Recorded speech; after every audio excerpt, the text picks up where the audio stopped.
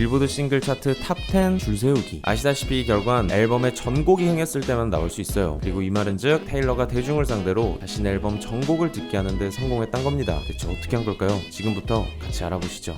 I thought it might be a fun moment to tell you that my brand new album comes out October 21st. 테일러 노래 MTV 시상식에서 대상을 탔고 그 자리에서 바로 새 앨범 발매일을 공개했어요. 시상식 하이라이트에서 나온 말이기에 그 임팩트는 굉장했습니다. 이후 테일러는 계속해서 앨범 관련 떡밥을 던졌죠. 앨범이 나오기까지의 시간을 하나의 이벤트로 만들었어요. 여기저기 힌트를 숨겼고 팬들은 기꺼이 그 놀이에 동참했습니다. 테일러 스위프트는 팬들의 관심을 유지하는데 집중하고 있어요. 수년 전만 해도 이런 게 일반적이었죠. 앨범 내기 전에 막 홍보하고 팬들과 소통하면서 기대감 끌어올리고, 그래서 2020년에 두아리파랑 케이티 페리가 평소처럼 이런 식으로 홍보를 빡 하는데 코로나 때문인지 오히려 역효과가나 망신을 당했대요. 그리고 이 둘의 실패로 2020년부터 앨범 발매 방식이 크게 바뀌었다 합니다. 다시 예전처럼 조용히 있다가 서프라이즈로 내는 게 대세가 됐대요. 근데 테일러가 약 2년 만에 그 기조를 역행한 겁니다. 다시 시끄럽게 팝스타스럽게 자신의 새 앨범 소식을 알린 거예요. 아무도 안 할 때 혼자 하니까 그 열긴 배가 됐고, 그렇게 10월 21일은 자연스레 테일러의 날이 돼서 그날엔 누구도 앨범을 낼 수 없는 경쟁자를 미리 제거하는 효과도 나왔답니다. 근데 재밌는 건 보통 이렇게 발매일을 알리면 그와 함께 선공개 싱글과 뮤비를 공개하기 마련인데 테일러는 그런 걸 단 한 개도 보여주지 않았단 거예요.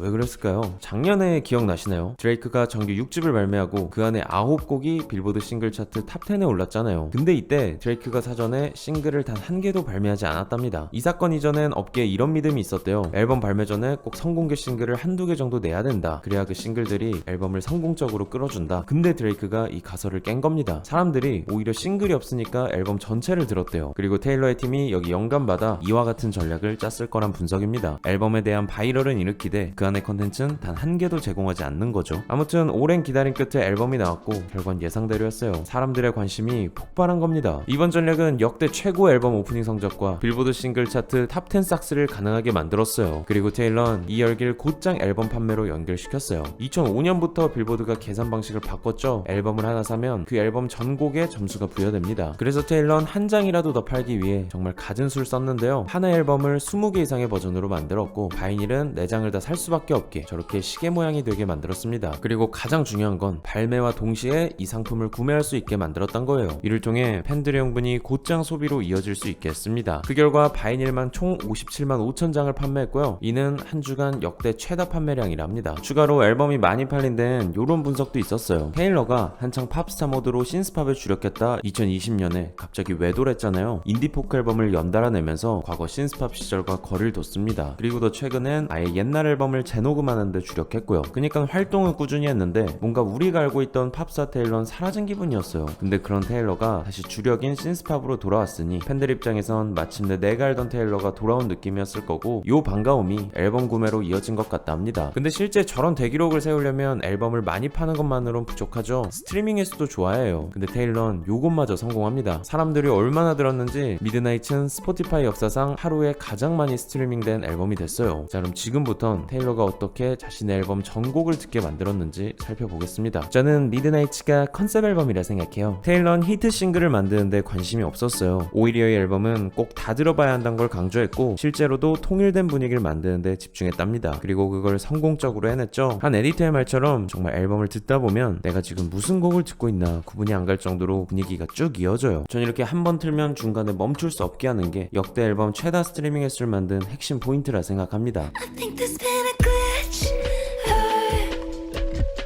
5 seconds later, I'm past snow at the beach.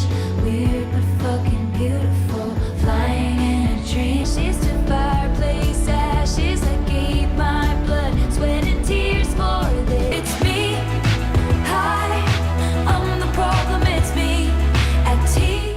Rolling Stone called Midnight's an instant classic in their 5-star review. Rolling Stone. It's actually it's a concept record, but it's my first directly autobiographical album in a while. 이 앨범은 스토리텔링 또한 끝장나죠. 간만에 만든 자전적 앨범답게 모든 곡이 다 테일러 일기장 같아요. 저는 테일러라면 항상 승리하는 이미지가 떠오르거든요. 근데 안티히어로에선 스스로를 미워하길래 좀 놀랐습니다. 이렇듯 이번 앨범엔 새벽에만 느낄 수 있는 그런 울적한 기분들이 담겼는데 이렇게 테일러의 또 다른 면을 알게 되니 괜히 혼자 친해진 기분 들고 좋더라고요. 하고요. 그리고 전 이번 앨범에 자주 쓰인 떠난다란 말이 되게 좋았습니다. 사랑하는 이가 있는데 그인 너무 착하고 가정적이기만 해서 야망 가득한 난 그의 곁을 떠난다. 이 밖에 You Are On Your Own Kid란 곡이 있는데 요건 진짜 예술입니다. 내가 좋아하는 사람이 날 좋아하지 않음을 깨달아요. 근데 거기서 무너지지 않고 오히려 자신의 꿈을 향해 도망친다는 내용이거든요. 아무도 내게 관심을 주지 않을 때 느껴지는 그 외로움을 먹먹하게 그려낸 것도 좋았고, 또 도망칠 때 느껴지는 카타르시스도 좋았습니다. 그러다 종국엔 결국 인생은 혼자고 앞으로도 쭉 그럴 거라며 스스로를 다독이는데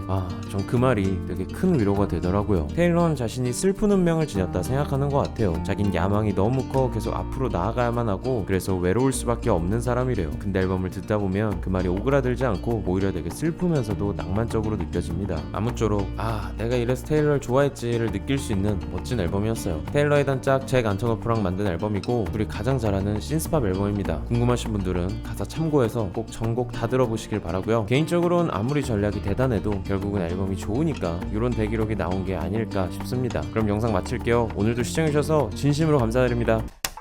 구독을 통해 팝에 관한 흥미로운 이야기 함께 나누시죠. 감사합니다.